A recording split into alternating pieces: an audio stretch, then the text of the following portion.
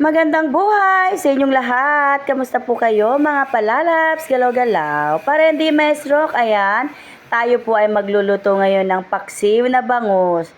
Diyan po natin niluluto sa ating bagong-bago brand new na pressure cooker. Gagawin po natin sa ating paksiw na bangus, lulutuin po natin ng 2 oras hanggang sa ang kanyang tinik po at ang kanya pong katawan ay ating makain na. Ayan guys, maglalagay lang po tayo dyan ng malaking hiwang luya. At huwag niyo pong kalimutan ng Josepi Laurel. Depende po sa inyo kung maglalagay po kayo ng Josepi Laurel o hindi na. Ayan, naglagay din po ako dyan ng buo-buong paminta. At marami po kaming bawang dito. Kaysa naman po masira, binabad ko po iyan sa suka. Ayan na rin po aking ilalagay sa ating paksiw na bangus. Ang pagbabaran po natin na suka at ang ating bawang. At maglalagay din po tayo dyan 1 dakot na asin at 1 kutsaritang betchin. Ayan guys, ganyan po kalalaking hiwa ang aking ginawa sa sibuyas.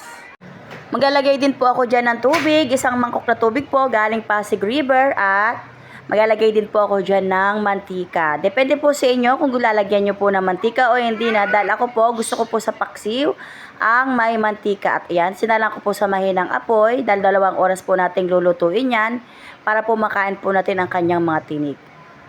Ayan, sumisipol na po siya guys. After 2 hours, iyan na po kinalabasan ng ating paksiw na bangus guys. Masarap yan guys. Hanggang tinik makakain nyo po.